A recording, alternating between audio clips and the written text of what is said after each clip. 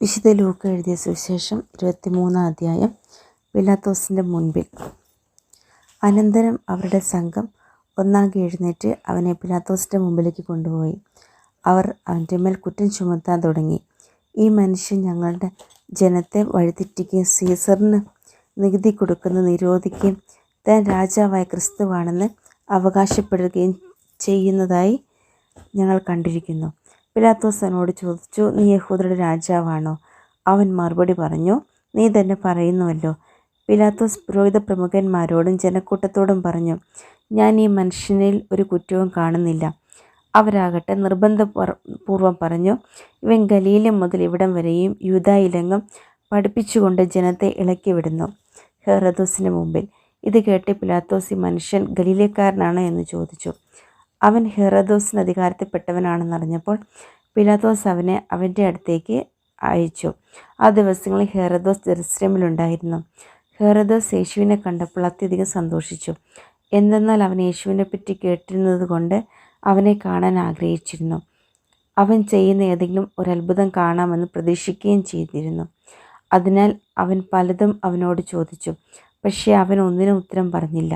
പ്രധാന പുരോഹിതന്മാരും നിയമജ്ഞരും അവൻ്റെ മേൽ ആവേശപൂർവ്വം കുറ്റം ചുമത്തിക്കൊണ്ട് ചുറ്റും നിന്നിരുന്നു.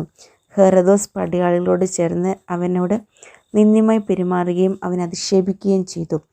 അവൻ യേശുവിനെ പകിട്ടേറിയ വസ്ത്രം ധരിപ്പിച്ച് പിലാത്തോസിൻ്റെ അടുത്തേക്ക് തിരിച്ചയച്ചു. അന്നു മുതൽ ഹെറോദോസും പിലാത്തോസും പരസ്പരം സ്നേഹിതന്മാരായി. മുമ്പ് അവർ ശത്രുതയിലാണ് കഴിഞ്ഞിരുന്നത്. യേശുവിനെ വിധിക്കുന്നു. പിലാത്തോസ് പുരോഹിത പ്രമുഖന്മാരെയും നേതാക്കന്മാരെയും ജനത്തെയും ഒന്നിച്ചുകൂട്ടി അവരോട് പറഞ്ഞു, ജനത്തെ വഴി പിഴപ്പിക്കുന്നു എന്ന് പറഞ്ഞ് നിങ്ങൾ ഇവനെ എൻ്റെ മുമ്പിൽ കൊണ്ടുവന്നു. ഇതാ നിങ്ങളുടെ മുമ്പിൽ വച്ച് തന്നെ ഇവനെ ഞാൻ വിസ്തരിച്ചു. നിങ്ങൾ ആരോപിക്കുന്ന കുറ്റങ്ങളിൽ ഒന്നുപോലും അവന് ഞാൻ കണ്ടില്ല. ഹെറോദോസ് കണ്ടില്ല. അവൻ ഇവനെ എൻ്റെ അടുത്തേക്ക് തിരിച്ചയച്ചിരിക്കുകയാണല്ലോ. നോക്കൂ, മരണശിക്ഷ അർഹിക്കുന്ന ഒരു കുറ്റവും ഇവൻ ചെയ്തിട്ടില്ല. അതിനാൽ ഞാൻ ഇവനെ ചമ്മട്ടിക്കൊണ്ടടുപ്പിച്ച് വിട്ടയക്കും. അപ്പോൾ അവർ ഏകസ്വരത്തിൽ ആക്രോശിച്ചു, ഇവനെ കൊണ്ടുപോവുക, ബരബ്ബാസിനെ ഞങ്ങൾക്ക് വിട്ടുതരിക. പട്ടണത്തിൽ നടന്ന കലാപത്തിന് കൊലപാതകത്തിന് കാരാഗൃഹത്തിലടയ്ക്കപ്പെട്ടവനാണ് ബറബ്ബാസ്. യേശുവിനെ വിട്ടയക്കണമെന്നാഗ്രഹിച്ചുകൊണ്ട് പിലാത്തോസ് ഒരിക്കൽ കൂടി അവരോട് സംസാരിച്ചു. അവരാകട്ടെ ക്രൂശിക്കുക, അവനെ ക്രൂശിക്കുക എന്ന് വിളിച്ചു പറഞ്ഞുകൊണ്ടിരുന്നു.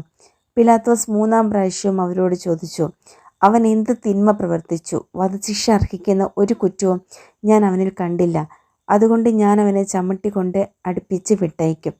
അവനെ ക്രൂശിക്കണമെന്ന് അവർ നിർബന്ധപൂർവ്വം ഉച്ചത്തിൽ വിളിച്ചു പറഞ്ഞുകൊണ്ടിരുന്നു. അവസാനം അവരുടെ നിർബന്ധം തന്നെ വിജയിച്ചു. അവർ ആവശ്യപ്പെട്ടത് അനുവദിച്ചു കൊടുക്കുവാൻ പിലാത്തോസ് തീരുമാനിച്ചു.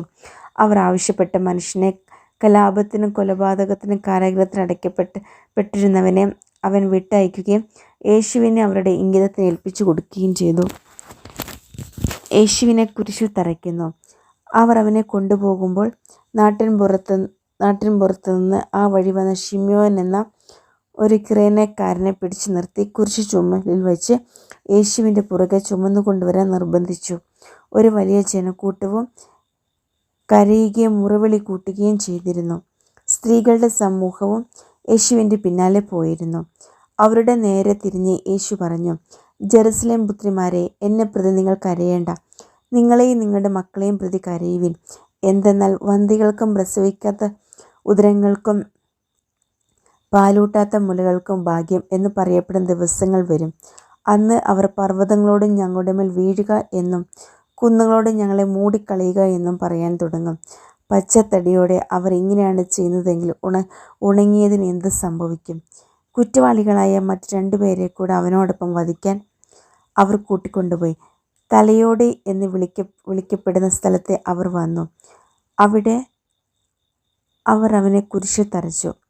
ആ കുറ്റവാളികളെയും ഒരുവനെ അവൻ്റെ വലത്തുവശത്തും ഇതരനെ ഇടത്തുവശത്തും ക്രൂശിച്ചു.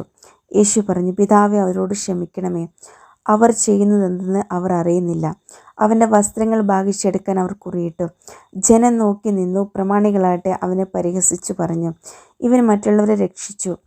ഇവൻ ദൈവത്തിൻ്റെ ക്രിസ്തുവാണെങ്കിൽ, അവിടുത്തെ തിരഞ്ഞെടുക്കപ്പെട്ടവനാണെങ്കിൽ തന്നെ രക്ഷിക്കട്ടെ. പടയാളികൾ അടുത്ത് വന്ന് വിനാഗിരി കൊടുത്ത് അവനെ പരിഹസിച്ചു പറഞ്ഞു, നീ യഹൂദരുടെ രാജാവാണെങ്കിൽ നിന്നെ തന്നെ രക്ഷിക്കുക. ഇവൻ യഹൂദരുടെ രാജാവ് എന്ന ഒരു ലിഖിതം അവൻ്റെ തലയ്ക്ക് മീതെ ഉണ്ടായിരുന്നു. കുരിശിൽ തൂക്കപ്പെട്ടിരുന്ന കുറ്റവാളികളിൽ ഒരുവൻ അവനെ ദുഷിച്ചു പറഞ്ഞു, നീ ക്രിസ്തുവല്ലേ? നിന്നെയും ഞങ്ങളെയും രക്ഷിക്കുക. അപരൻ അവനെ ശകാരിച്ചു പറഞ്ഞു, നീ ദൈവത്തെ ഭയപ്പെടുന്നില്ലേ? നീയും അതേ ശിക്ഷാവിധിയിൽ തന്നെയാണല്ലോ. നമ്മുടെ ശിക്ഷാവിധി ന്യായമാണ്. നമ്മുടെ പ്രവൃത്തികൾക്ക് തക്ക പ്രതിഫലം നമുക്ക് ലഭിച്ചിരിക്കുന്നു. ഇവൻ ഒരു തെറ്റും ചെയ്തിട്ടില്ല. അവൻ തുടർന്നു, യേശുവേ, നീ നിന്റെ രാജ്യത്ത് പ്രവേശിക്കുമ്പോൾ എന്നെയും ഓർക്കണമേ. യേശു അവനോട് അരുളി ചെയ്തു, സത്യമായി ഞാൻ നിന്നോട് പറയുന്നു, നീ ഇന്ന് എന്നോടുകൂടെ പരദീസയിലായിരിക്കും. യേശുവിൻ്റെ മരണം. അപ്പോൾ ഏകദേശം 6-ാം മണിക്കൂറായിരുന്നു. 9-ാം മണിക്കൂർ വരെ ഭൂമി മുഴുവൻ അന്ധകാരം വ്യാപിച്ചു. സൂര്യൻ ഇരുണ്ടു. ദേവാലയത്തിലെ തിരശ്ശീല നടുവേ കീറി. യേശു ഉച്ചത്തിൽ നിലവിളിച്ചു പറഞ്ഞു, പിതാവേ, അങ്ങയുടെ കരങ്ങളിൽ എൻ്റെ ആത്മാവിനെ ഞാൻ സമർപ്പിക്കുന്നു. ഇത് പറഞ്ഞ് അവൻ ജീവൻ വെടിഞ്ഞു.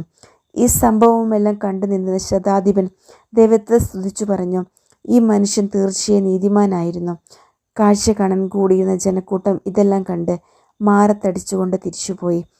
അവൻ്റെ പരിചയക്കാരും ഗലീലയിൽ നിന്ന് അവനെ അനുഗമിച്ചിരുന്ന സ്ത്രീകളും അകലെ ഇതെല്ലാം കണ്ടുകൊണ്ട് നിന്നിരുന്നു. യേശുവിനെ സംസ്കരിക്കുന്നു. യഹൂദരുടെ ഒരു പട്ടണമായ അരിമത്തിയയിൽ നിന്നുള്ള ജോസഫ് എന്നൊരുവൻ അവിടെ ഉണ്ടായിരുന്നു. ആലോചനാ സംഘത്തിലെ അംഗമായ അവൻ നല്ലവനും നീതിമാനുമായിരുന്നു.